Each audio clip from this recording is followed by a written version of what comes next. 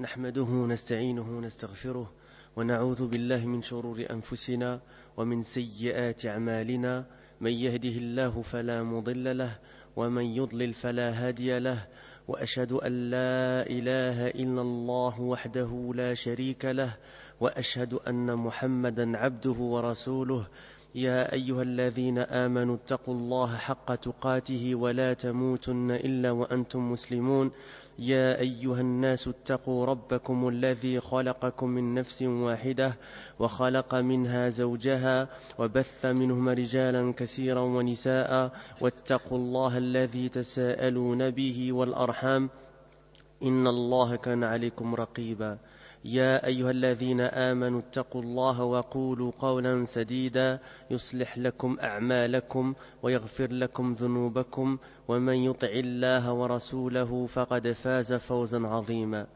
أما بعد فإن أصدق الكلام كلام الله سبحانه وتعالى وخير الهدي هدي محمد صلى الله عليه وعلى آله وسلم وشر الأمور محدثاتها وكل محدثة بدعة وكل بدعة ضلالة وكل ضلالة في النار وبعد. Nous sommes toujours donc dans la série de cours d'explication du livre de Cheikh Mohammed bin Al-Wahhab rahimahullah ta'ala, qui est le livre Al-Usul Al-Thalatha, les trois fondements, et c'est une explication faite par Cheikh Ubayd Al-Jabiri hafidahullah ta'ala. Donc on avait terminé la dernière fois le point sur Al-Istighatha, c'est bien ça, hein? Et aujourd'hui donc on rentre dans le chapitre concernant Al-Dhabh. Alaykoum salam. On commence directement Inch'Allah. قال المصنف رحمه الله ودليل الذبح قوله تعالى قل إن صلاتي ونسكي ومحياي ومماتي لله رب العالمين ومن السنة لعن الله من ذبح لغير الله. Donc l'auteur, et c'est évidemment Cheikh Mohammed Al-Wahhab rahimahullah, donc Allah lui fasse miséricorde, dit et la preuve du sacrifice, de l'immolation, hein, c'est la traduction approximative du sens des versets 162-163 de Surat Al-An'am, dit en vérité ma salah, ma prière, mes actes de dévotion, ma vie et ma mort appartiennent à Allah, Seigneur de l'univers. Donc comme j'ai dit, c'est la traduction du sens des versets. Celui-ci c'est 162, on va rapporter le reste après Inch'Allah, le verset 163, donc de Surat Al-An'am. Et la preuve de la sunna, traduction, Allah a maudit celui qui sacrifie ou immole pour autre que Allah. D'accord? Il est rapporté par Muslim dans son Sahih, numéro 5097, 5097. Il se retrouve d'ailleurs à plusieurs endroits dans Sahih Muslim, notamment à la fin de Kitab al-Hajj. En tout cas, l'imam Nawawi rahimahullah en explique une partie dans la fin du Kitab al-Hajj de Sahih Muslim. Il y a d'autres endroits aussi. Donc explication maintenant de Cheikh Ubayd al-Jabiri hafidahullah ta'ala. الشرح الآية فيها الأمر بالإخلاص في عدة أشياء. أمر النبي صلى الله عليه وآله وسلم والأمة تبع له بالإخلاص لله فيما تضمنته الآية وذلك لأمور عدة. الأولى الصلاة وسواء كانت الصلاة نافلة أو فريضة والفريضة من باب أولى في الإخلاص والصلاة شاملة للفرائض والنوافل ودليل شمول النوافل العموم وهو قوله تعالى قل إن صلاتي. والثاني ونسكي وهو الشاهد من الآية والنسك الذبيحة كالهدي والأضحية. والثالث ومحياي ما أحيا عليه من أحوال ومماتي أي ما أموت عليه لله رب العالمين. هذه 4 أشياء تضمنتها الآية وتضمنت الأمر فيها بالإخلاص لله عز وجل لأنه محض حقه سبحانه وتعالى لا شريك له وبذلك أمرت. Et c'est évidemment quoi? C'est le verset 163, c'est la suite. Hein? La suite d'ailleurs c'est وأنا أول المسلمين. Donc لا شريك له وبذلك أمرت بهذه الأوامر وأنا أول المسلمين فهو إمام المسلمين عليه الصلاة والسلام من أمته وغيرهم. Donc qu'est-ce que nous dit Cheikh Ubayd al-Jabiri hafidahullah en guise d'explication de ce passage-là? Il dit il y a dans le verset un ordre de sincérité dans diverses choses. Le prophète alayhi salatu wassalam a été ordonné et sa communauté le suit dans cet ordre. Comme il a dit Cheikh tab'un lahu. Hein? Tab'un lahu, c'est-à-dire quoi? C'est-à-dire que quand le prophète sallallahu alayhi wa sallam est ordonné de quelque chose, nous on le suit dans cette chose-là. On rentre dans cet ordre-là. D'accord? Et il suit dans cet ordre d'être sincère envers Allah. Dans ce qui est compris dans le verset, et ce sont diverses choses. La première, Qul inna salati, la prière. Que la prière soit un fard. Donc ici, il parle de la prière et il fait le détail. Il dit que la prière, ce soit un fard, c'est-à-dire qu'on peut traduire ça de manière approximative par une obligation, ou un nafl. Et c'est un nafl, c'est un mot qui doit être très proche d'un mot que vous connaissez déjà sûrement, un nafila. C'est-à-dire quoi? Quelque chose de surérogatoire, qui n'est pas obligatoire. D'accord? Et en particulier la prière obligatoire. Donc d'accord que le fait que on parle ici de sincérité, n'oubliez pas on parle d'ikhlas, et en particulier la prière obligatoire. La prière maintenant, Cheikh continue en disant, englobe les prières obligatoires et les prières surrogatoires. Pourquoi? Parce que le verset évidemment ici dit Qul inna salati. C'est la prière en général qui englobe quoi? Les prières fara'id et nawafil. La preuve que cela englobe également les surrogatoires, c'est la généralité du texte. Dit en vérité ma salat, c'est-à-dire ma prière, Qul inna salati. D'accord? Deuxième chose qui est comprise dans ce verset, deuxième ordre, mes actes de dévotion, nusuki. Et c'est ce qui nous intéresse dans ce hadith, comme il a dit le cheikh ici, en rapport avec le chapitre, ou plutôt le verset en rapport avec le chapitre. Ici, Qul inna salati wa nusuki. C'est pour ça que l'imam Muhammad al-Wahhab a rapporté ce verset, d'accord, dans ce chapitre-là, parce qu'on parle de quoi? De dhabh, d'accord? Et c'est ce qui nous intéresse dans ce verset en rapport avec le chapitre. Et un nusuk, c'est al-dhabiha. Al-dhabihatu.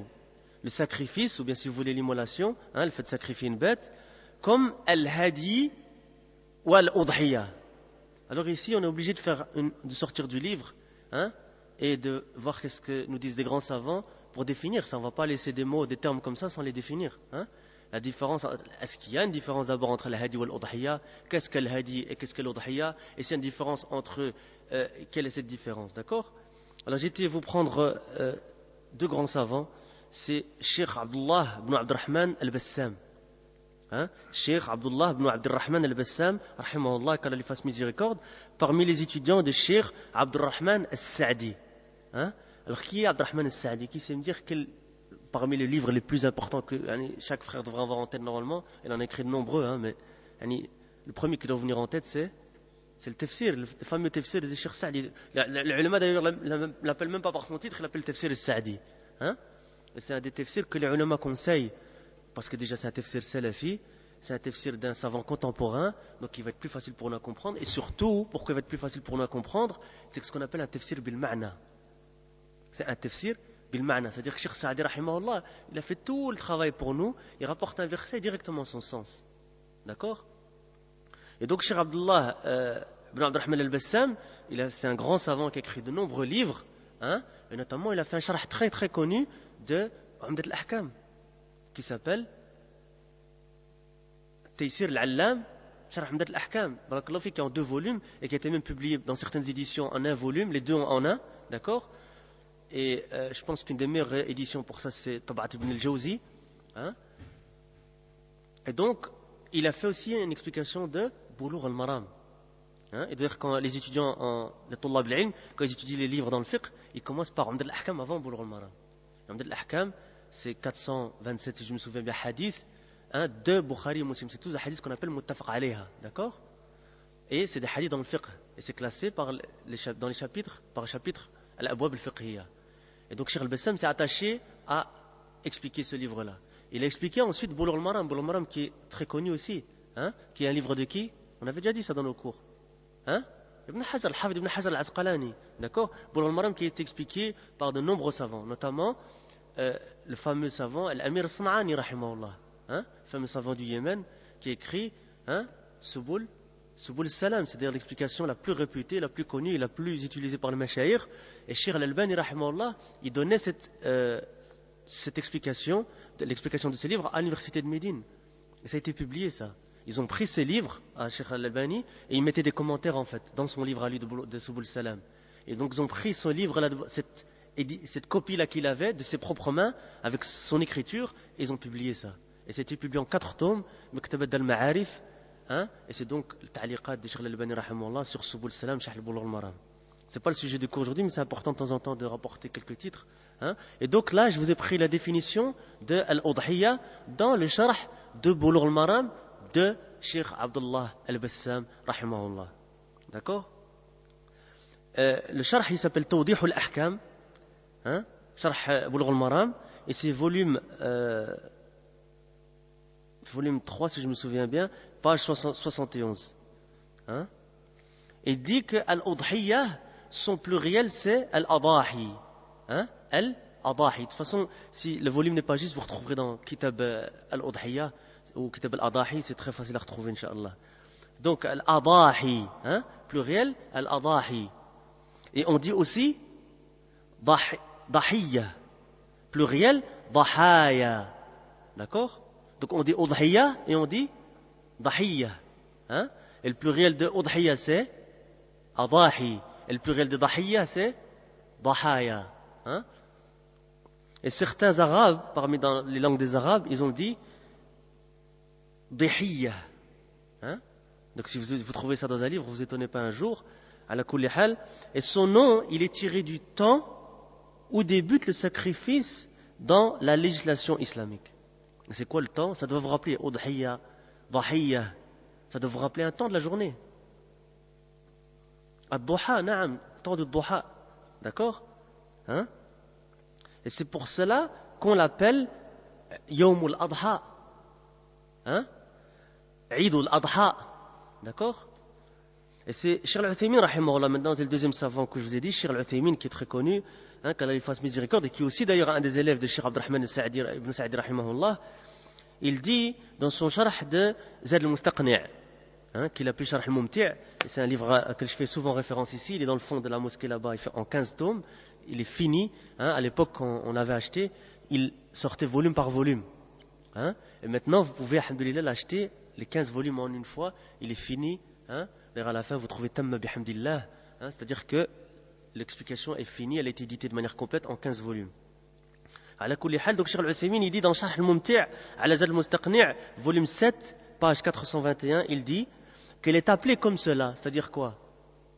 Udhiyya ou bien Dahiyya, hein, elle est appelée comme cela car elle est sacrifiée au temps du Duha. Car elle est sacrifiée au temps du Duha, après la prière de l'Eid. D'accord? Cheikh al-Uthaymin, rahimahullah, il continue, il rapporte un point très intéressant, il dit, est-ce que Al-Udhiyya et Al-Hadi sont identiques ou différents? C'est une question qu'on peut se poser. C'est quoi la différence en réalité? Souvent dans le livre, vous trouvez Al-Hadi ou Al-Udhiyya. D'ailleurs, après je vais vous lire, Inch'Allah, un passage dans le Qawl Mufid de Cheikh al-Wassabi, ce qui rapporte tout un chapitre et même 2 sur Al-Dhabh. Et vous allez voir que pas dans le chapitre qu'on va lire, mais dans peut-être celui avant, il rapporte, il dit, il y a 3 genres de dhaba'ih, de sacrifices. Et parmi eux, ils disent ad-dhahaya wal-hadaya. Donc c'est qu'on voit qu'il y a comme une différence, et si on ne sait pas, comment est-ce qu'on savoir? Hein? D'accord? Donc c'est important de rapporter la différence. Et Cheikh, il dit, est-ce que al-udhiyya et al-hadi sont identiques ou différents? Il répond lui-même et il dit qu'ils sont différents. Donc al-hadi, c'est pas al-udhiyya. D'accord? Car al-udhiyya est sacrifié dans tous les pays musulmans. Ammatan. Hein? Tandis que al-hadi, c'est ce qui est sacrifié, hein, au haram. Ma yuhda lil haram. Lil haram. D'accord? Ça, vous trouvez ça dans l'explication de Sharh al-Mumti' ala Zad al-Mustaqni'. C'est clair pour la différence? Et d'ailleurs, Cheikh al-Uthaymin, il dit que quoi? Que l'udhiyya, il est plus général ou plus particulier maintenant que vous savez ça? Si je dis que l'udhiyya, il est dans tous les pays musulmans, tandis que l'hadi, il est que dans le haram, est-ce que vous dites que l'udhiyya, il est plus général ou pas? Donc il est plus général que l'hadi. D'accord? Maintenant, on retourne au livre de Cheikh Ubayd al-Jabiri, hafidahullah, et on était au 3e point, au thalith. La 3e, donc 3e chose, hein? Non. Ici, dans ce que j'ai dit, c'est, en fait, regarde, l'udhiyya ou al-hadi. Mais dans l'udhiyya, il a d'autres noms. Donc l'udhiyya, tu peux l'appeler aussi dahiyya. D'accord? C'est un autre nom, une autre manière d'appeler l'udhiyya. Sinon, il y en a 2 ici qu'on a rapporté. Dahaya, Ah, tu veux parler des daba'ih en général. Mais ça, et on va voir que... Quel 3? Dans le livre de Cheikh Al-Wassabi, lui, il parle des daba'ih. Il parle des daba'ih. Il dit quoi? Il dit...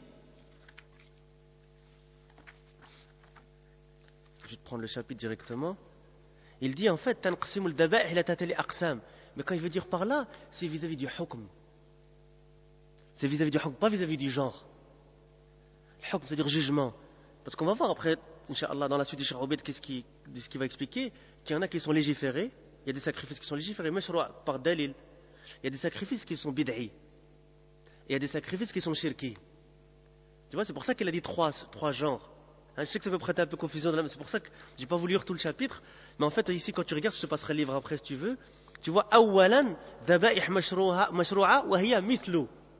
Et à l'exemple de الضحايا, الهدايا, ذبح النذور لله, العقيقة عن المولود, الذبح في الولائم, ذبح الإكرام الضيوف. Tu vois, il dort tous les genres. Donc, الضحايا والهدايا, c'est 2 genres parmi les genres de sacrifices légiférés. J'espère que j'ai répondu à ta question. Hein, d'accord? Donc, l'udhiyya, c'est une autre manière d'appeler, c'est ad-dahiyya ou bien dihiyya, comme il a dit Cheikh Al-Bassam, alaykum salam, rahmatullah alayh. D'accord? Donc ici, on a vu le 3e point dans le verset, c'est quoi? Et ma vie, wa mahyaya, wa mahyaya. Hein? Et d'ailleurs, de toute façon, Sofiane, c'est un livre, Inch'Allah, que je compte un jour faire ici à la mosquée, parce que c'est vraiment un livre très très important, le Qul Mufid, fi Adil al-Tawhid de Cheikh Al-Wassabi. D'ailleurs, Cheikh Moukbil disait qu'il devait être enseigné. Tellement qu'il a aimé ce livre, il dit qu'il devait être enseigné dans les écoles normalement.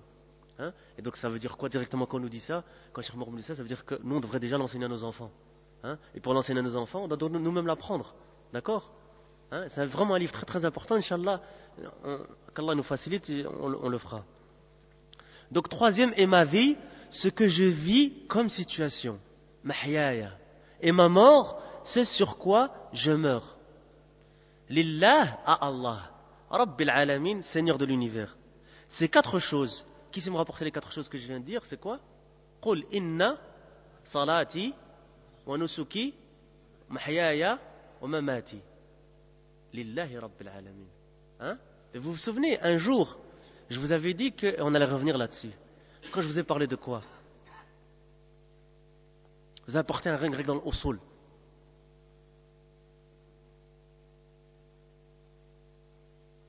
Je fais un geste avec mes mains pour qu'ils comprennent peut-être. Hein? On avait dit taqdim mahaqhu at-ta'khir yufid al-hasr. C'est une règle ça. Hein? C'est qu'on fait passer quelque chose avant qui devait être normalement après, ça a valeur de restriction. Regardez le verset. Qul inna salati wa mahyaya wa mamati inna salati wa nusuki wa mahyaya wa mamati lillahi rabbil alamin. Allah Azza n'a pas dit qul lillahi, hein? Inna lillahi salati wa mamati. Vous comprenez ou pas? Ça veut dire que toutes ces 4 choses-là, elles sont, comme tu as dit toi, sont restreintes pour Allah Azza wa Jal. Hein? Et je vous avais dit qu'on allait revoir ça justement, qu'on allait parler de Usul Talata. Ala kulli hal, Cheikh il dit ici, ces 4 choses, et regardez, ça rejoint un peu ce que je dis ici, ces 4 choses sont comprises dans le verset, et il comprend ce verset l'ordre d'être sincère envers Allah dans ces choses. Hein? Car elles sont un droit exclusif. Pourquoi on doit être sincère envers Allah Azza wa Jal? Parce que c'est un droit d'Allah subhanahu wa ta'ala. D'accord? Le verset suivant, donc le verset 163 de Surat Al-An'am, qui continue celui-là, c'est hein? وَبِذَلِكَ أُمِرْتَ لَا شَرِيكَ لَهُ وَبِذَلِكَ أُمِرْتَ وَأَنَا أَوَّلُ الْمُسْلِمِينَ. Hein? D'accord? C'est-à-dire quoi? Sa traduction approximative du sens, à lui nul associé. لَا شَرِيكَ لَهُ. Et voilà ce qu'il m'a été ordonné, وَبِذَلِكَ أُمِرْتَ, et je suis le premier à me soumettre, وَأَنَا أَوَّلُ الْمُسْلِمِينَ. Surat Al-An'am, donc verset 163, or que l'autre c'était quoi? C'est le verset juste avant, c'est-à-dire le verset 162. Donc si vous voulez les 2 versets en même temps, قُلْ إِنَّ صَلَاتِي وَنُسُكِي وَمَحْيَايَ وَمَمَاتِي لِلَّهِ رَبِّ الْعَالَمِينَ لَا شَرِيكَ لَهُ وَبِذَلِكَ أُمِرْتُ وَأَنَا أَوَّلُ الْمُسْلِمِينَ. Et je suis le premier à me soumettre. Hein? C'est-à-dire, quoi, le verset, qu'est-ce qu'il dit? Il m'a été ordonné ces choses, et je suis le premier à me soumettre. De qui on parle ici? De Nabi alayhi salam. Car il est l'imam des musulmans, de sa communauté et d'autres. D'accord? Le cheikh, rahimahullah, a dit, et c'est qui le cheikh ici? Cheikh Mohammed Al-Wahhab, rahimahullah, et la preuve de la sunnah, parce qu'il a rapporté une preuve du Coran et une preuve de la sunnah, et c'est la traduction approximative du hadith, Allah a maudit celui qui sacrifie pour autre qu'Allah. La'ana Allah man dhabaha li ghayrillah. Essayez de le mémoriser, c'est un hadith très court. Et si vous voulez tout le hadith, normalement c'est un hadith Ali, on va le voir Inch'Allah ensemble, d'accord? On va voir quelques fawaïd au niveau de qu'on a tiré de Sharh al-Adab Mufrad et d'autres livres, vis-à-vis de ce hadith-là. C'est que Ali a dit, haddathana Rasulullah sallallahu alayhi wa sallam bi arba'i kalimat. Et puis il rapporte 4 choses. La première c'est la'ana Allahu man dhabaha li ghayrillah. Deuxième c'est la'ana Allahu man la'ana walidayh. Troisième chose, la'ana Allahu man ghayyara manar al-ardi. Quatrième chose, la'ana Allahu man awa muhditha. Donc c'est un hadith qui est dans Sahih Muslim. On va le voir ici. Et Cheikh nous dit d'ailleurs, Cheikh Ubayd al-Jabiri hafidhahullah, le hadith est dans l'authentique de Muslim. D'après Ali radhiyallahu anhu ardah qui dit, le messager d'Allah sallallahu alayhi wa sallam nous a dit 4 paroles. Arba'i kalimat, bi arba'i kalimat. Allah a maudit celui qui sacrifie pour autre qu'Allah. C'est ce qui nous concerne ici dans le livre Al-Usul Talata. Allah a maudit celui qui maudit ses parents. D'accord? Allah a maudit celui qui maudit ses parents. La'anallahu man la'ana walidayhi. Allah a maudit celui qui change ghayyara manar al-ard. Quand vous regardez dans l'explication de Sahih Muslim de l'imam Nawawi rahimahullah, vous allez voir que c'est celui qui change le tracé des limites d'une terre. Man ghayyara manar al-ardi. D'accord? Et la dernière c'est la'anallahu man awa muhditha. Et ça ici on est obligé, je ne peux pas le traduire sans faire l'explication de cette dernière partie-là, parce que dans certaines versions du hadith il est rapporté muhditha et dans certaines versions muhdatha. Et donc là on va aller voir dans l'explication de l'adab al-mufrad de l'imam al-Bukhari. Donc l'imam Bukhari il a fait d'autres livres que Sahih, et parmi eux c'est l'adab al-mufrad. L'adab al-mufrad. D'accord? C'est un livre en or. Il faut l'avoir à la maison et c'est beaucoup de fawaïd. Il est expliqué par certains mashayikh. D'accord? Et qui est rentré dans ce livre-là? Je vous laisse deviner. Cheikh Al-Albani, rahimahullah. D'accord? Il a corrigé et il a fait Sahih al-Adab al-Mufrad wa Da'if al-Adab al-Mufrad. Et ce qui est expliqué, c'est Sahih al-Adab al-Mufrad. D'accord?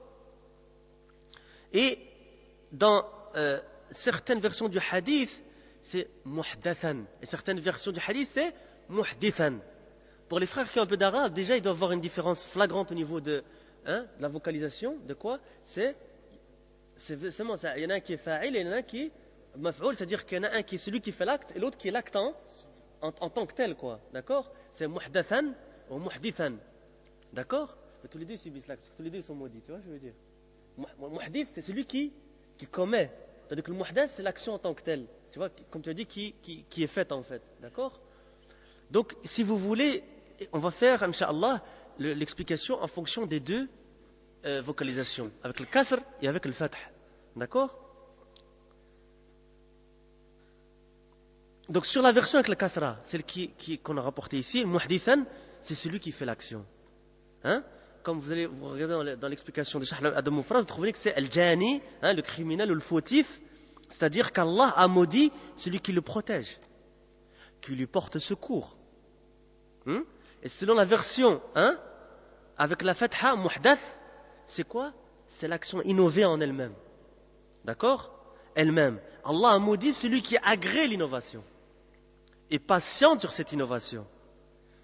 Celui qui approuve, celui qui commet cette innovation. Et voilà, là on rentre dans quoi? Dans le wala al-bara encore par rapport aux gens de l'innovation, attention. D'accord? Et celui qui ne réprouve pas cette innovation. Et si vous voulez avoir plus de détails à ce niveau-là, voir An-Nihaya. An-Nihaya, c'est aussi un livre à voir à la maison. An-Nihaya, c'est de qui? Ibn? T'es pas loin, enlève le kaf. Ibn al-Athir. Ibn al-Athir. Ibn al-Athir, il a fait An-Nihaya fi Gharib al-Hadith. C'est quoi? C'est un dictionnaire si vous voulez, dans le vocabulaire des mots qui étaient rapportés dans les hadiths du prophète alayhi salam. Donc par exemple, ce mot-là, muhdith, si tu veux savoir c'est quoi, eh bien tu vas voir dans le Nihaya d'Ibn al-Athir, et tu vois muhdith, qu'est-ce que ça veut dire? Hein? D'accord? Donc allez voir, Inch'Allah, si vous voulez avoir plus de détails, An-Nihaya fi Gharib al-Hadith, et d'ailleurs c'est une version qui a été éditée, Tab'a ibn al-Jawzi, en un volume, un tout grand volume comme ça, ils l'ont compilé en un en fait. D'accord? Donc la malédiction d'Allah, maintenant continue.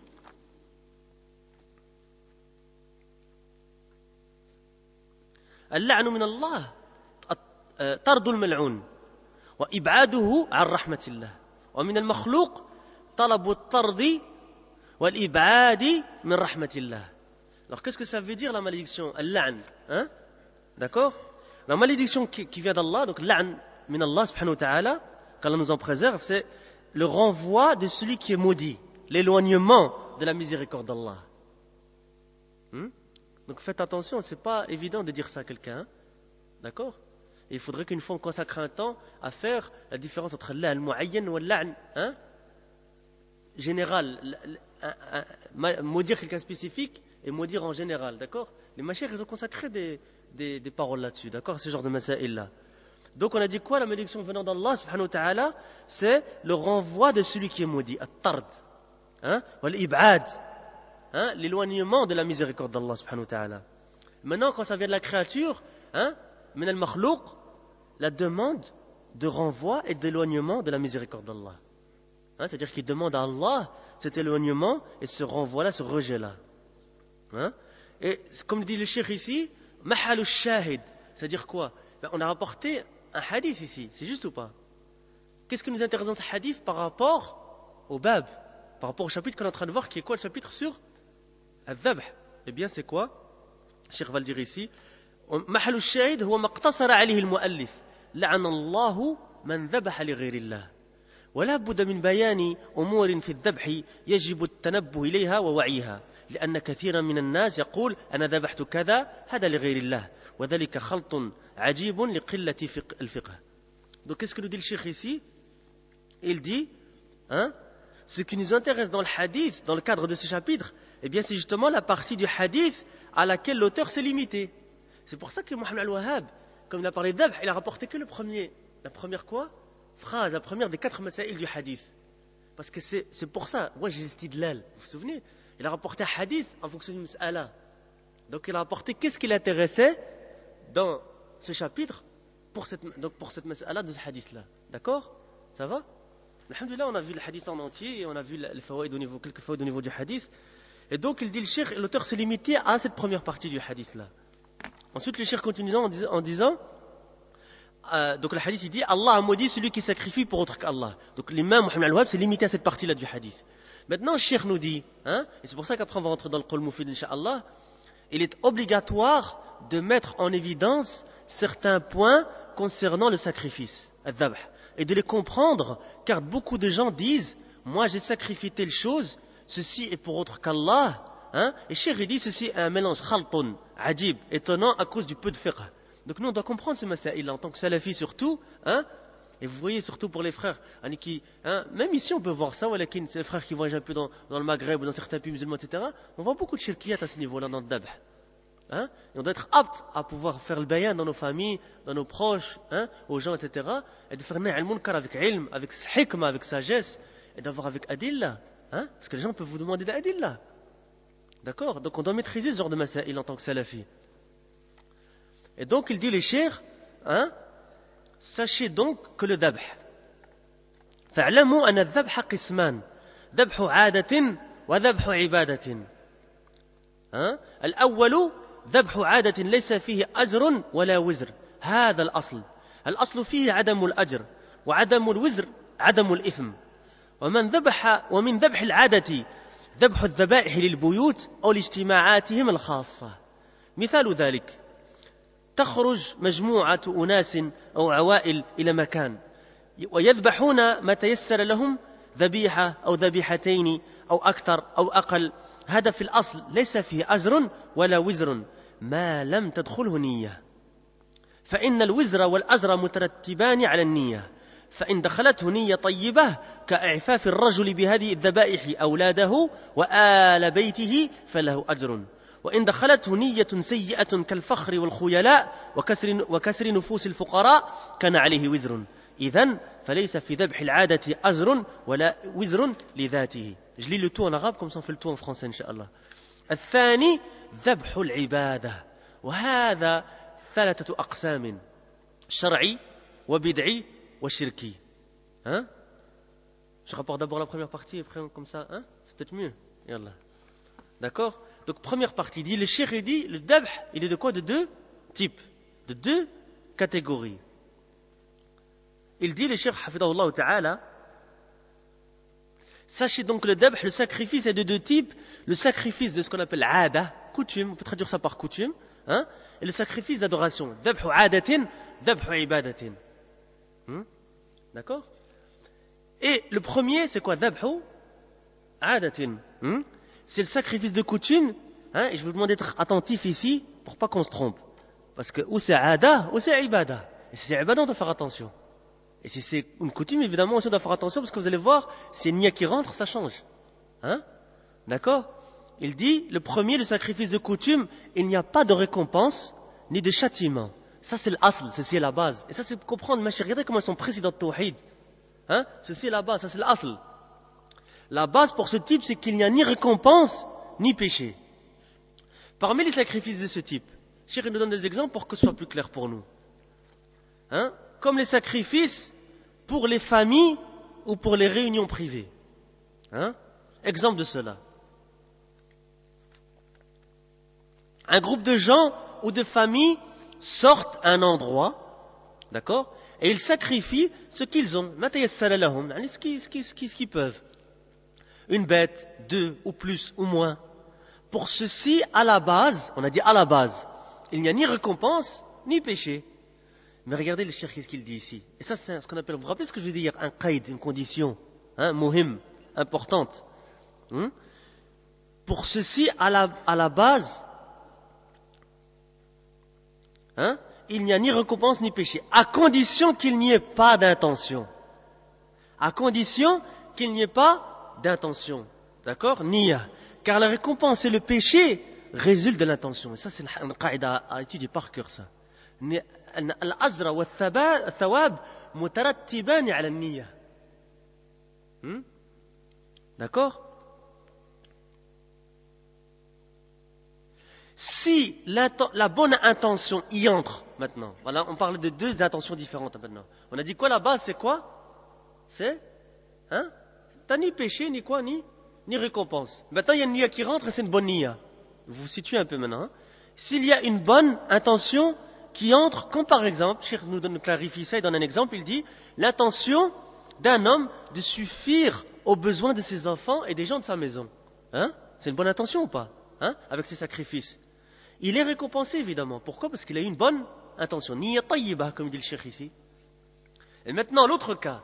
Et si une mauvaise intention y entre, comme, wal'iyadu billah, comme il dit le fakhr, le khuyala, wa kasr nufus al fuqara, hein, comme l'ostentation de faire les choses par fakhr, hein, d'accord, pour se montrer, ou par khuyala, par ostentation, hein, ou faire du mal aux pauvres, hein, pour casser leur nefs, hein, eh bien, il n'y a aucun doute que c'est une mauvaise intention ou pas, d'accord? Eh bien, le cheikh, qu'est-ce qu'il dit? Il dit que quoi que alors il est en état de péché.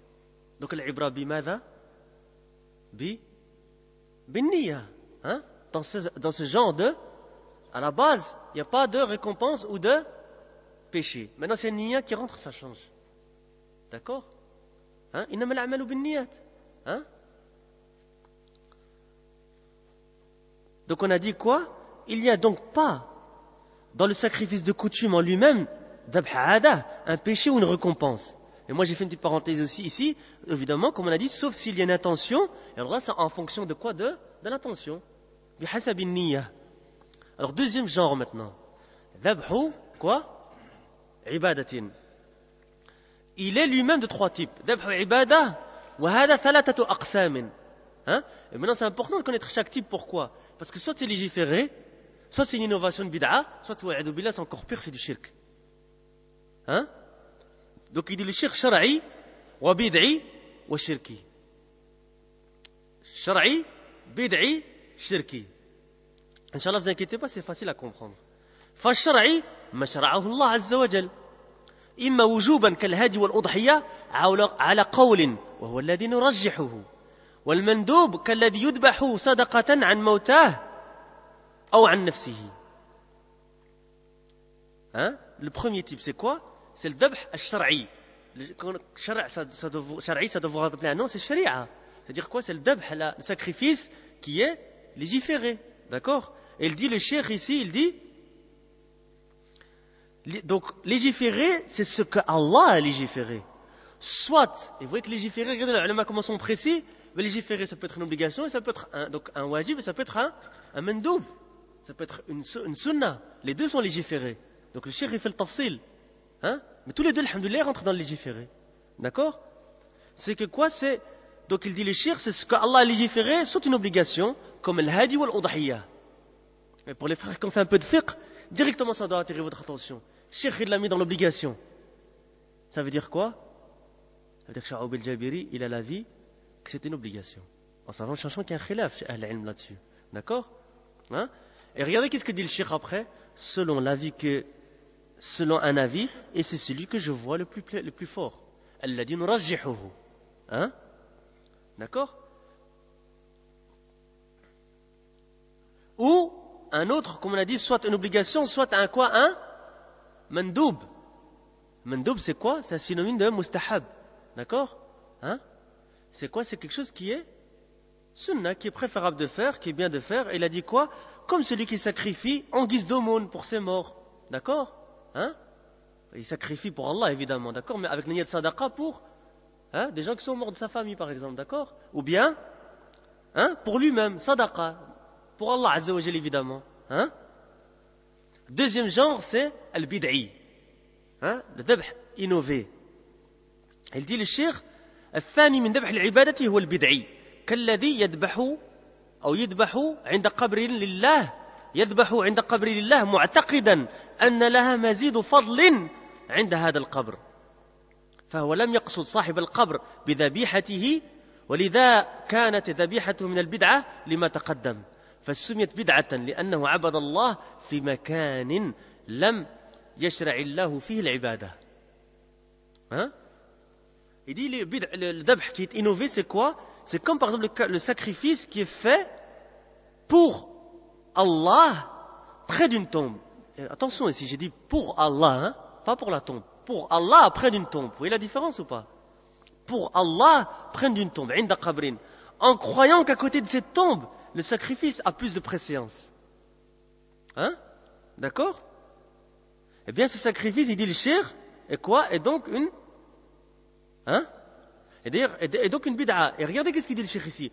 فَهُوَ لَمْ يَقْصُدْ صَاحِبَ الْقَبْرِ بِذَبِيحَتِهِ. Évidemment, la personne n'a pas l'attention, quand elle fait le sacrifice, la personne qui est dans le qabr. Évidemment non. Pourquoi? Parce que ça rentre dans celui qui est juste après, l'autre catégorie, la troisième. C'est quoi? Shirk al-akbar wa'idhu billah. Donc on a dit quoi ici? C'est celui qui fait le dhabh pour Allah, lillah. Il a dit shirk lillah. معتقدا أن لها مزيد فضل عند هذا القبر parce qu'il le fait pour Allah mais il croit qu'à cet endroit-là il y a quoi? Il y a plus de bienfaits, il y a un fadl là-dedans de le faire à côté de cette tombe-là. D'accord? Bien sûr, il faut faire attention. Et c'est pour ça, c'est un truc que je voulais vous rappeler, le frère vient de me le rappeler, c'est pour ça que Cheikh Al-Uthaymin dans Sharh Kitab Tawhid, il rappelle une règle très importante, il dit al-istifsar qabla al-inkar. Al-istifsar qabla al-inkar. Quand quelqu'un fait quelque chose, demande à Akhi.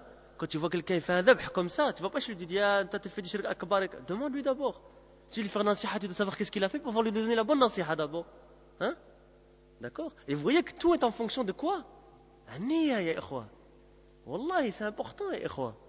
Vous voyez que c'est pour ça, wallahi, je me permets de rappeler ça, l'importance de ce genre de cours, ya ikhwa. Alors, c'est tawhid ou shirk. Sunnah ou bid'a. D'accord? C'est pour ça, c'est avec ce genre de cours-là ici qu'on a quoi? Qu'on a ce dabt-là, cette précision-là et ce tafsil des mashayikh. وجزا الله عنا وعن جميع المسلمين خارج الجزاء جزاء عن الشيخ عبيد عنا وعن جميع المسلمين خارج الجزائر pour ce qu'il a fait comme travail, qui nous a clarifié ce genre de masaïl-là. Hein? Et ça peut nous éviter d'en tomber dans des grandes choses. Hein? Comme le shirk al-akbar ou l'iyadhu billah qui fait sortir de l'islam. Et comme on va le voir après, qui fait sortir de l'islam et qui fait rentrer dans la mécréance, dans la religion de mécréance. Hein? Ou comme le bid'a ou l'iyadhu billah. Hein?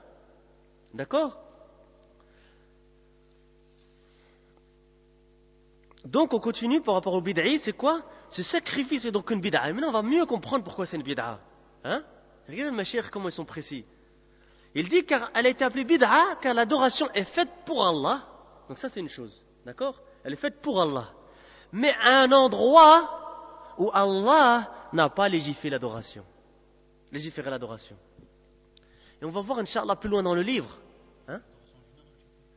Ici, je me suis posé la question. Mais ici, Allah alam, il parle de cette adoration-là, évidemment. Tu vois? D'accord? Hein? Cheikh Al-Uthaymin, dans Sharh Arba'in Nawawiya, il rapporte 6 choses dans lesquelles une adoration doit être conforme à la sunna du prophète. Parce que, comme on a dit dans beaucoup de nos cours, il y a 2 conditions. Sharta, on a dit sharta, qaboul al-ibada. Pour les frères qui ont fait un peu d'arabe, comme on dit shart, une condition c'est shartun. Hein? 2 conditions. Ziyadat al-alif wal-nun, lil muthanna, shartani. Maintenant, j'ai dit sharta qaboul al-ibada. Pourquoi j'ai enlevé le nun? Hudifa lil-idafa. Hudifa al-nun lil-idafa. D'accord? Sharta qaboul al-ibada. C'est une affixation, comme on dit en langue arabe. Les 2 conditions de l'acceptation de la ibada. Et d'ailleurs, il y a 2 idafa ici. Sharta qaboul al-ibada. Donc, qaboul, il est mudaf et il est mudaf ilayh en même temps. Il est mudaf ilayh. Hein? Du premier et les modaf du deuxième, du troisième. D'accord? Hein? Ala kulli hal, sharta qaboul al-ibada. Donc c'est quoi les 2 conditions qui semblent rapporter? Ikhlas ou l'ittiba'. Barakallahu fik. Dalil, hein, surat Kahf, dernier verset. Hein, où les 2 se regroupent, tout le monde le regarde parce que c'est toujours sur lui que ça tombe. C'est bien, tu vas le connaître à la fin. Masha'Allah ce verset. Hein? فمن كان يرجو لقاء ربه فليعمل عملا صالحا ولا يشرك بعبادة ربه أحدا. Hein? Donc ce verset-là, il comprend quoi? Les 2 conditions de l'acceptation d'une adoration. فَمَنْ كَانَ يَرْجُو لِقَاءَ رَبِّهِ فَلْيَعْمَلْ عَمَلًا صَالِحًا. Ça c'est quoi? الموافقة. وَلَا يُشْرِكْ بِعِبَادَةِ رَبِّهِ أَحَدًا. D'accord? On avait dit que quoi aussi? كالنكرة في السياق النهي أو النفي تفيد العموم. Hein? كالنكرة, l'indéfini, hein? Quand c'est après un nahi, ça a valeur de quoi? De généralité. Est-ce qu'on avait dit ça?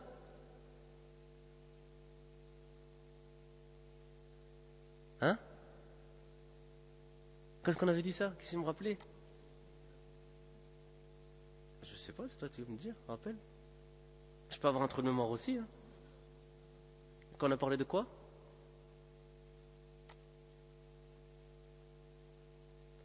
وَاعْبُدُوا اللَّهَ وَلَا تُشْرِكُوا بِهِ شَيْئًا. ولا تشركوا به شيئا. ولا تشركوا به شيئا. ولا, c'est un nahi ou pas? شيئا, c'est un nakira ou pas?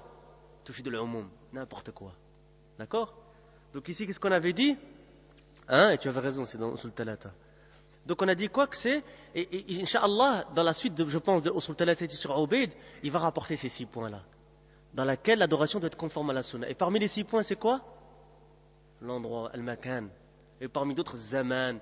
Hein, etc. D'accord? Hein? Par exemple, si on fait le hajj ici à Birmingham, c'est valable ou pas? Non. Mais les gens rigolent, mais il y a des gens qui font une bid'a, hein? Il y a même des gens qui font le hajj ailleurs, entre parenthèses, hein? Comme certaines sectes, d'accord? Les gens qui font des bid'a, c'est ça, sans s'en rendre compte, ils transgressent un de ces 6 points-là, ou plusieurs de ces 6 points-là. Hein? Et quand on leur dit qu'on leur pose la question si simplement, le maghrib, c'est combien le maghrib, par exemple, c'est combien de rak'at? 3. Est-ce qu'on peut prier 4? Non, il dit oui, mais ça c'est clair. Mais le reste aussi c'est clair. Hein? Qu'est-ce qu'il t'a dit? 4. Il est fatigué, miskin. Demain c'est l'école, hein? Inch'Allah. Alhamdulillah. Inch'Allah, il a du courage. Il y a beaucoup d'enfants à son âge qui dorment. Hein? Inch'Allah. Allah yabarak. Donc, qu'est-ce qu'on a dit ici? On parlait de quoi? On a dit que, al-makan. Et c'est pour ça que c'est une bid'a. Il a fait pour Allah, mais quoi?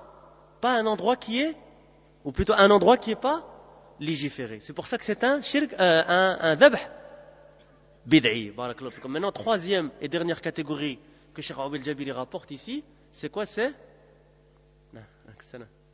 C'est الذبح الشركي, l'association. Et le cheikh il dit هو الثالث هو الشركي وهو الذبح لغير الله كالجن والقبور والأصنام يذبح تقربا إلى هؤلاء طلبا منهم رفع الدرجات أو خوفا من شرهم.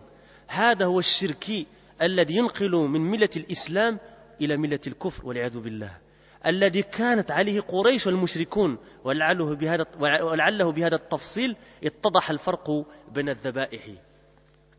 Qu'est-ce que nous dit le cheikh ici? Il dit, hein, quoi? Le dernier type, le troisième type de dhabh, c'est le dhabh shirki. Quelle association? Et là, c'est quoi? C'est ou l'islam ou al-kufr. Faire attention, ikhwa.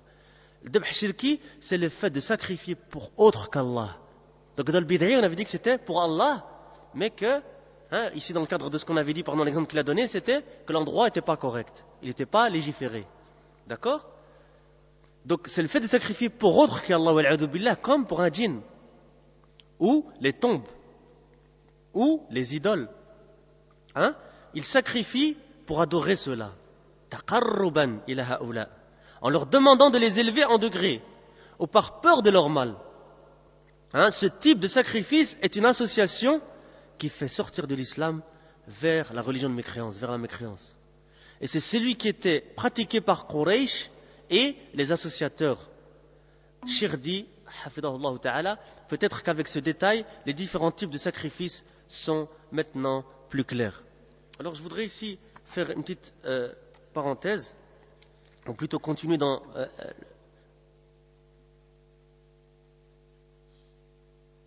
le cadre du dhabh ici, et je rentre dans Al-Qawl al-Mufid fi Adilat al-Tawhid de Cheikh Mohammed ibn Abdul Wahhab ibn Ali al-Yamani al-Wassabi al-Abdali, hein, qui est connu pour Cheikh al-Wassabi, hein, hafidahullah, parmi les grands élèves de Cheikh Muqbil rahimahullah ta'ala, hein, et Cheikh Nejmi disait que c'était un grand savant rahimahullah. Et donc il dit dans son livre, il parle des daba'ih muharrama, il parle des daba'ih qui sont quoi? Illicites. Il dit وهي قسمان, et on va rapporter que quelques points du premier type, c'est القسم الأول شرك أكبر. On rentre dans quoi ici? Dans quelle catégorie de shirk Ubayd? Première, deuxième ou troisième? La troisième, الذبح الشركي. Il dit par exemple, et vous allez voir que certains frères, moi j'ai déjà vu certains types de mes propres yeux au Maroc, hein? Donc c'est pas des choses qui sont oubliées dans les livres, c'est des choses qui sont pratiquées encore, hein, jusqu'au jour d'aujourd'hui. والعياذ بالله. Hein? الذبح للأصنام, pour les idoles, traduire ça par les idoles. الذبح للجن, pour le djinn. الذبح للقباب والمشاهد والقبور, pour les coupoles et les dômes et les قبور, les tombes, etc. الذبح لمرض الزار وهو من أنواع الذبح الجن. C'est un dhabh pour une maladie qui s'appelle le zar, hein, et il dit cheikh que c'est un des genres de dhabh pour le djinn. الذبح للبئر الجديدة قبل الشرب من مائها. Le fait de faire un dhabh pour un nouveau puits avant de boire de son eau. Il dit وهو من أنواع الذبح للجن. Il rentre dans les catégories de dhabh pour le djinn. وكذا إذا غار ماؤها فيذبحون للجن حتى يعود ماؤها حسب زعمهم. S'il n'y a plus d'eau par exemple ou quoi, hein, il faut le dhabh pour le djinn pour que, hein, l'eau elle revienne. والعياذ بالله. الذبح عند الانتهاء, et ça je l'ai vu de mes propres yeux au Maroc, c'est une tradition, une sale tradition que beaucoup de gens ont. C'est quoi? C'est que quand par exemple il y a une nouvelle maison, quand c'est ce qu'on appelle sas, ou plutôt en arabe l'assas, la fondation, ils prennent quoi? Un coq, hein, et ils font le dhabh sur les fondations, hein. Pourquoi? Pour protéger la maison des djinns, etc. D'accord? Et qu'est-ce que le cheikh dit ici? Il dit quoi? الذبح عند الانتهاء من بناء البيت الجديد قبل السكن بقصد حجاب من الجن. D'accord? C'est quoi? C'est le fait de faire le dhabh à la fin de construction d'une maison et avant d'habiter. Pourquoi? Pour se protéger ou se couvrir, se voiler du djinn. D'accord? Hein? Mais ça, comme on dit, ça dépend de la niya, tu vois.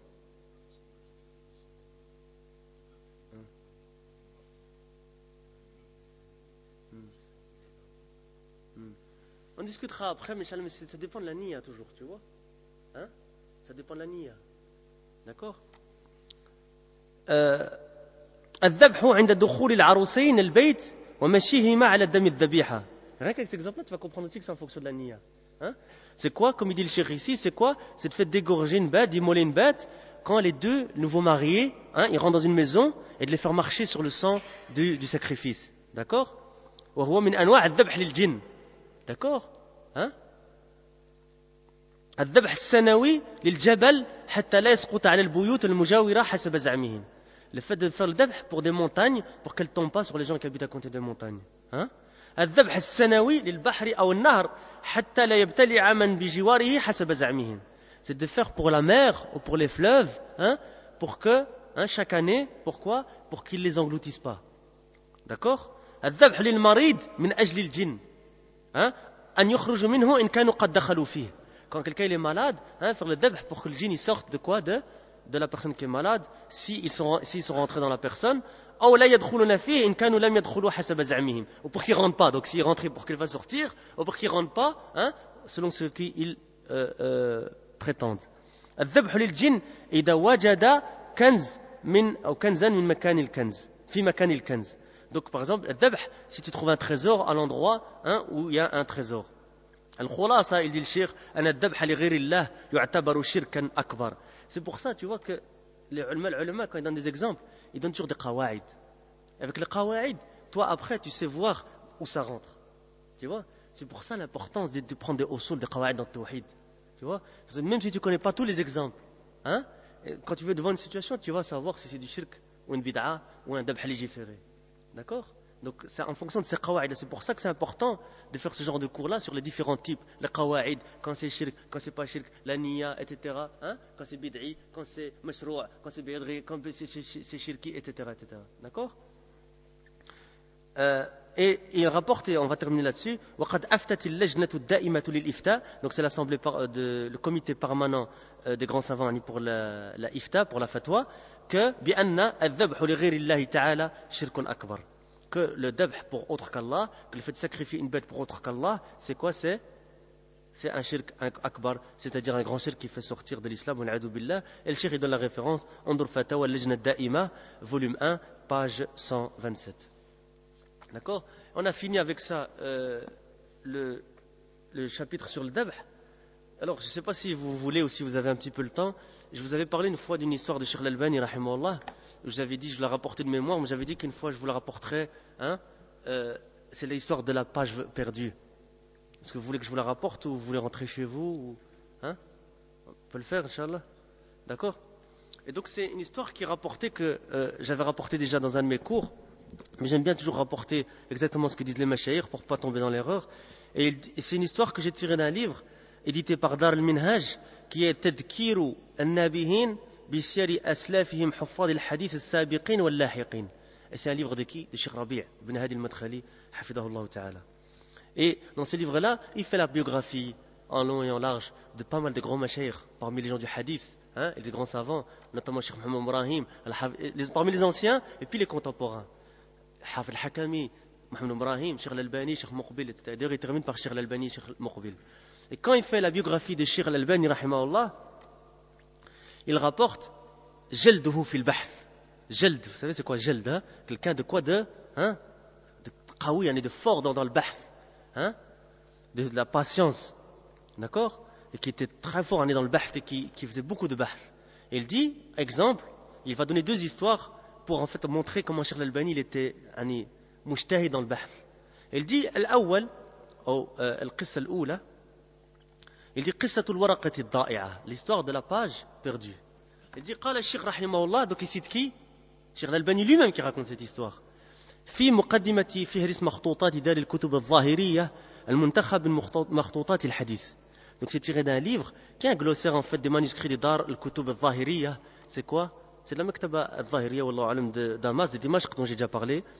Et il dit لم يكن, donc Cheikh Al-Albani qui parle, ليخطر في بالي وضع مثل هذا الفهرس.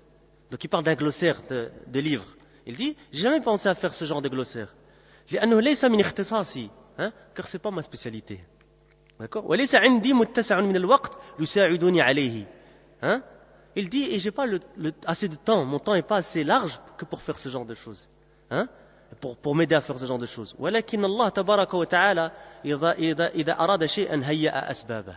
Il dit, c'est Allah veut quelque chose, qu'il soit, il facilite quoi? Et il fait que ses sabab, ses raisons, ses causes. فقد ابتليت بمرض خفيف أصاب بصري. Il dit j'ai été éprouvé par une maladie légère à mes yeux, à ma vue. Hein?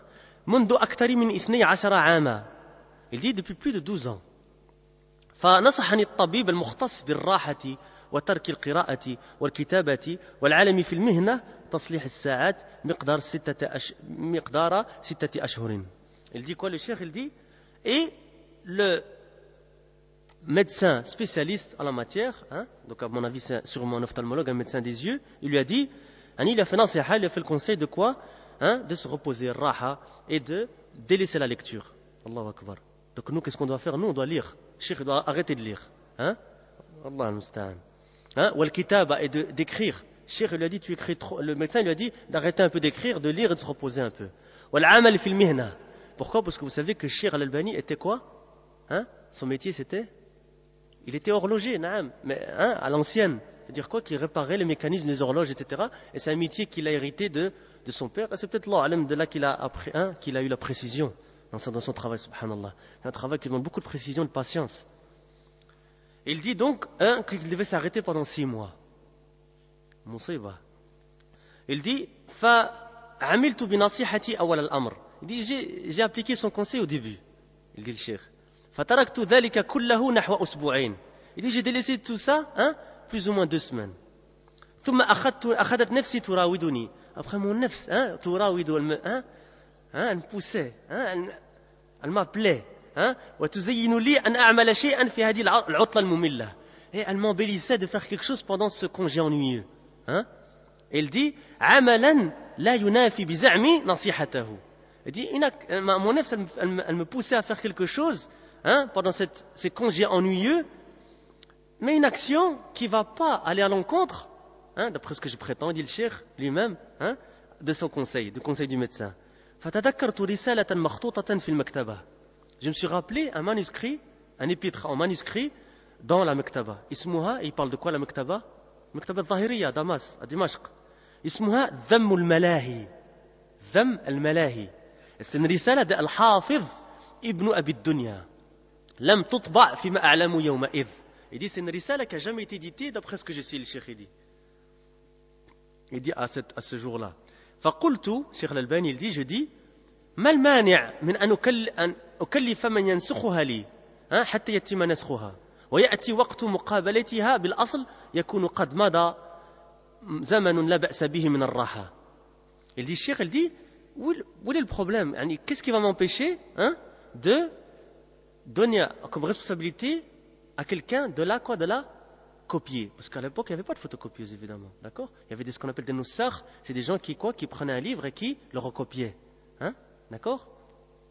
Et il dit, jusqu'à ce que ce soit fini, حتى يتم نسخها ويأتي وقت مقابلتها بالأصل.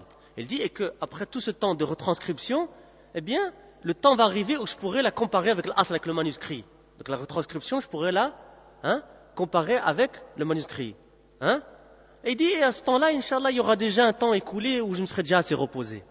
D'accord? فبإمكاني يومئذ مقابلتها وهي لا تستدعي جهدا ينافي الوضع الصحي الذي أنا فيه.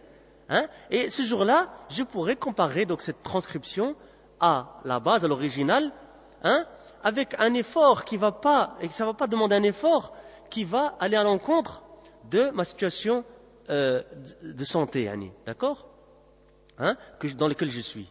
ثم أحققها بعد ذلك على مهل وأخرج أحاديثها ثم نطبعها. Il dit, et après, Inch'Allah, je pourrais faire le tahqiq, hein, et faire le takhrij des ahadith, hein, calme, على مهل, doucement, et je pourrais l'éditer.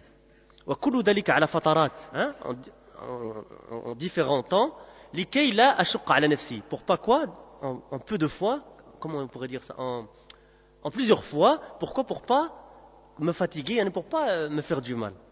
فلما وصل الناسخ إلى منتصف الرسالة, quand justement le scribe, celui qui retranscrit, il arrivait à la moitié de l'épître, أبلغني أن فيها نقصا. Il m'a fait savoir qu'il y avait un manque. فأمرته بأن يتابع نسخها حتى ينتهي منها. Je lui ai ordonné de continuer jusqu'à ce qu'il finisse. ثم قابلتها معه على الأصل. Et puis ensuite, je l'ai comparé avec lui, avec quoi, l'original. فتأكدت من النقص الذي أشار إليه. Hein?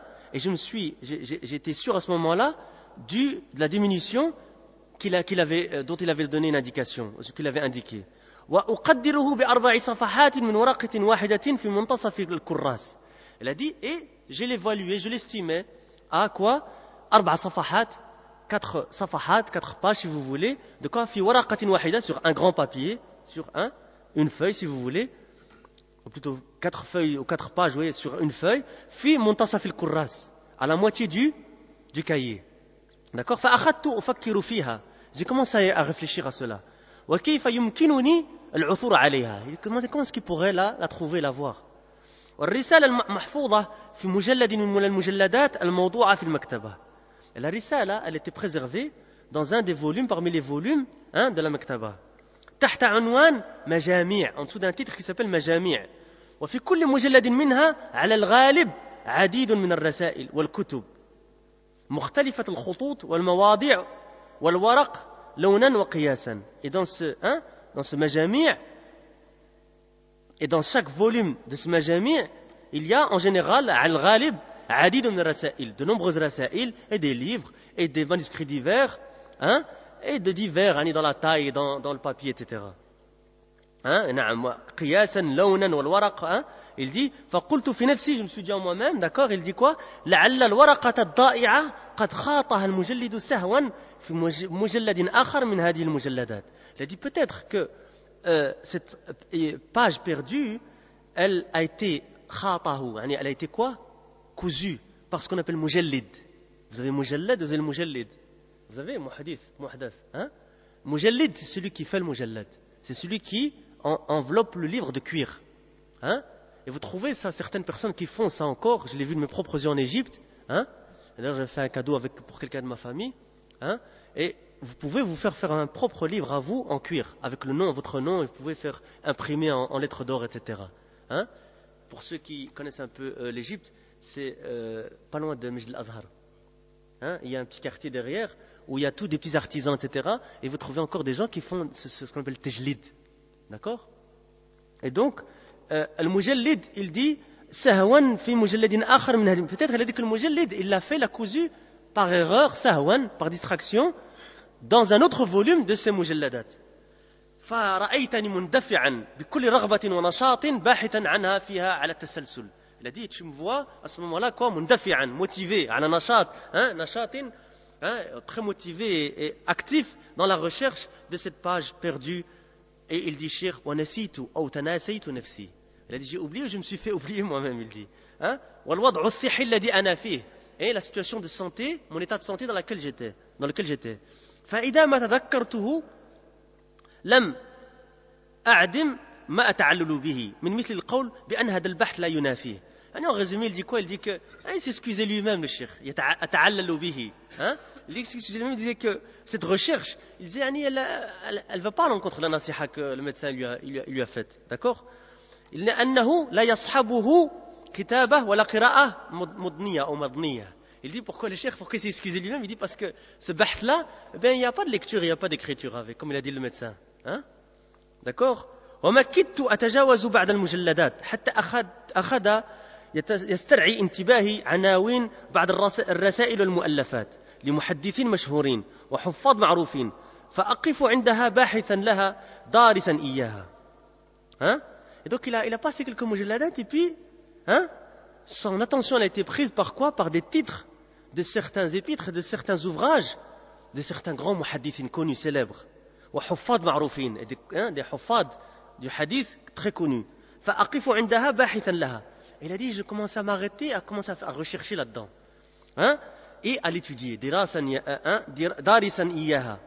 فأتمنى لو أنها تنسخ. Et j'ai commencé à vouloir avoir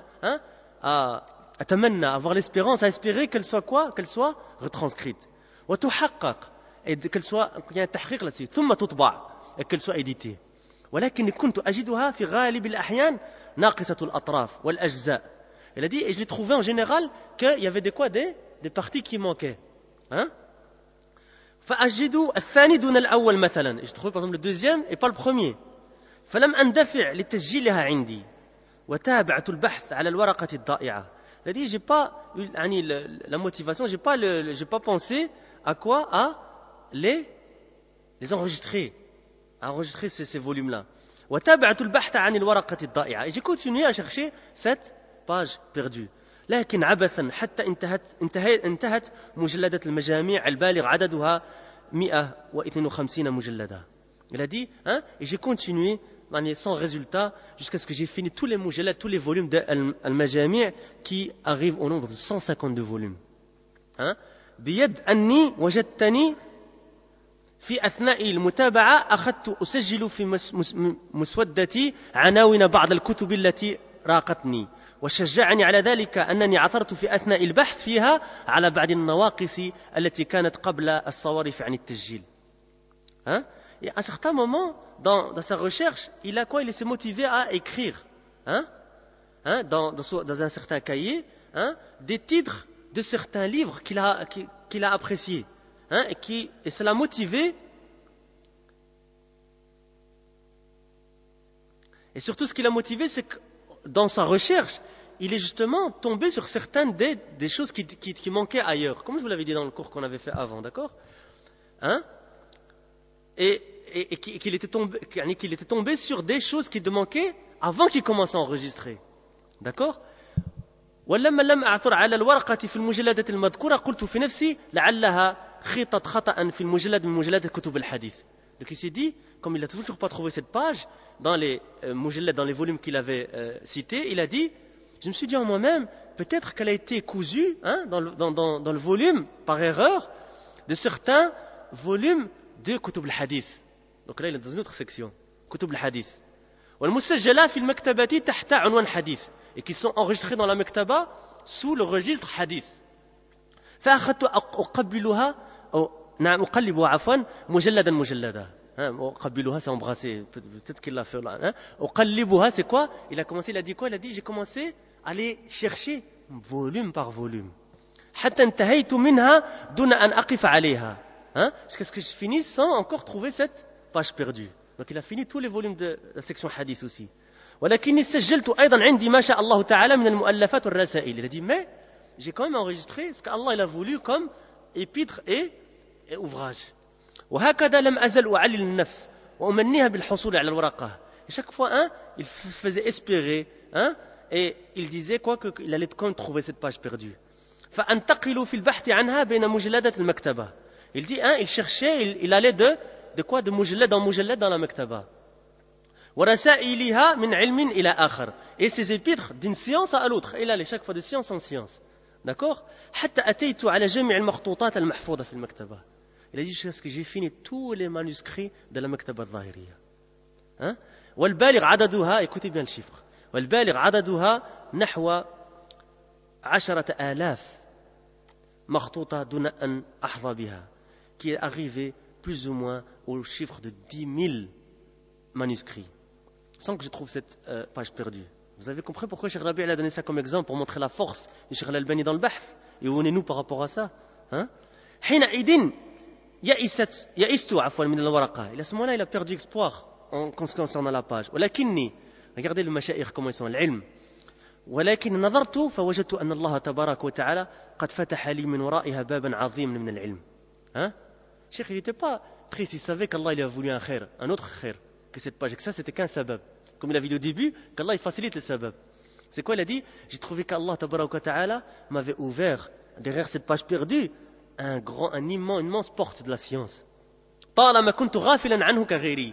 Alors que j'étais غافلا عنه, je ne connaissais pas, on était غافلين, on n'était pas au courant, comme d'autres que moi d'ailleurs, de cette science-là. Pourquoi? Parce que c'était des manuscrits qui n'ont jamais été corrigés, qui n'ont jamais été édités.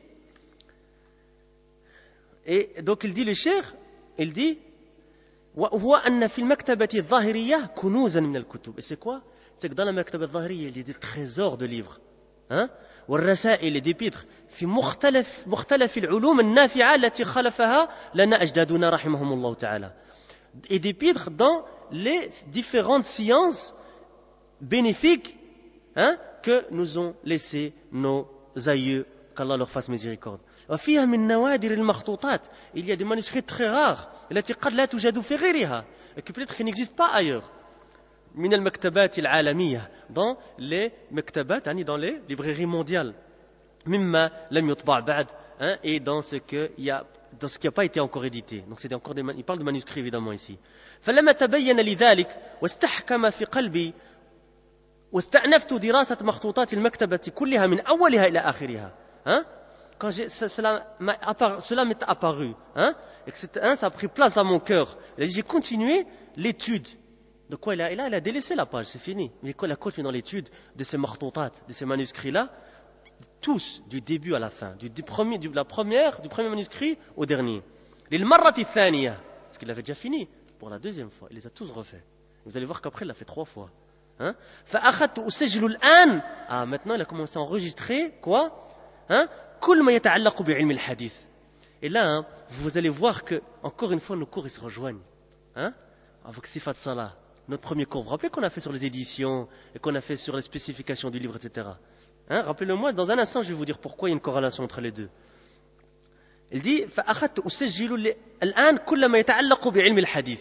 J'ai commencé à compiler, à enregistrer tout ce qu'il y avait à faire au quoi, à la science du hadith. منها مما يفيدني في تخصصي. Il a dit, qu'est-ce qui va me mettre bénéfique dans ma spécialité? Qu'est-ce qu'il avait dit au début que ce n'était pas sa spécialité, les glossaires, etc. Mais là, il parle de sa spécialité, le hadith. لا أترك شاردة ولا واردة إلا سجلتها حتى ولو كانت ورقة واحدة من كتاب أو جزء مجهول الهوية. Même un volume qui est inconnu, une page, n'importe quoi, il l'a enregistré, il ne laissait rien du tout. وكأن الله تبارك وتعالى كان يعيدني بذلك كله للمرحلة الثالثة والأخيرة. يعدني بذلك. C'est comme si Allah le préparait pour le 3e stade. Et c'est le dernier stade, c'est quoi? وهي دراسة هذه الكتب دراسة دقيقة. La 3e fois, il est revenu encore à tous ces livres, tous ces manuscrits.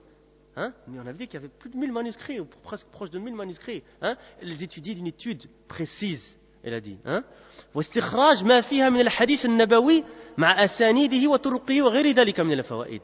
Et d'en faire sortir ce qu'il y a comme hadith du prophète alayhi salam et comme chaîne de transmission et différentes versions, différentes turuq, différents chemins de transmission, différentes chaînes de transmission وغير ذلك من الفوائد et d'autres comme bénéfices. فإني كنت في أثناء المرحلة الثانية التقط نتفا من هذه الفوائد التي عثر عليها عفويا فما كدت أنتهي منها حتى تشبعت بضرورة دراستها كتابا. يعني على كل حال, ce qu'il dit ici, il a dit, c'est que dans la deuxième fois, il avait commencé à écrire ses fawaïd et que maintenant, cette fois-ci, il s'était تشبعت بضرورة, il a vraiment compris, تشبعت, de l'importance de la nécessité. نعم, تشبعت, c'est qu'il était sûr, sans aucun doute, d'étudier, de la nécessité d'étudier ces livres, livre par livre. وجزءا جزءا, partie par partie. ولذلك فقد شمرت عن سعيد الجد. شمرت عن سعيد الجد, c'est une expression pour dire شمر عن سعيد الجد, c'est pour dire quoi, de faire des grands efforts, شمر. C'est pour ça que le mashayikh souvent ils disent فليشمر كل واحد عن سعيد الجد في ذلك. واستأنفت الدراسة للمرة الثالثة. Il a dit, j'ai commencé à étudier ces livres une 3e fois. لا أدع صحيفة إلا تصفحتها ولا ورقة شاردة إلا قرأتها. Il n'a rien laissé sans qu'il le lise. C'est ça qu'il faut comprendre ici. واستخرجت منها ما عثر عليه من فائدة علمية. Et j'ai tiré tout ce que j'ai pu y trouver comme faïda, comme bénéfice dans la science. وحديث نبوي شريف. Un prophète, un hadith prophétique noble. فتجمع عندي بها نحو 40 مجلدة. Et il a quoi? Il a compilé chez lui, dans tout ce qu'il a enregistré, à peu près 40 volumes. D'accord? في كل مجلد نحو 400 ورقة. Dans chaque volume, à peu près 400 pages. C'est-à-dire combien il écrit de pages, le cheikh? 400 fois 40? Ah non, attends, 40 fois 400, ouais, c'est juste. 16 000 pages. في كل ورقة حديث واحد. Chaque page, un hadith. Ça fait combien de hadiths? 16 000 hadiths. Il a dit ici, cheikh, ورقة. بكل ورقة حديث واحد. يعني chaque feuille, si on va dire chaque feuille, chaque feuille, un hadith. معزوا إلى جميع المصادر التي وجدته فيها مع أسانيده وطرقه. C'est-à-dire qu'il a envoyé chaque hadith vers les sources où il l'a trouvé avec les chaînes de transmission et les différentes voies. ورتبت الأحاديث فيها على حروف المعجم. Il a reclassé tout ça en fonction de quoi? Des hadiths, les hadiths en fonction de l'ordre alphabétique, si vous voulez, hadith المعجم على حروف المعجم. ومن هذه المجلدات أغذي كل مؤلفاتي ومشاريعي العلمية. Et de ces mujallad, de ces 40 volumes-là, je nourris tout mon travail. الأمر الذي يساعدني على التحقيق العلمي. Et qui j'en tire ce qui va m'aider dans mon tahqiq علمي scientifique.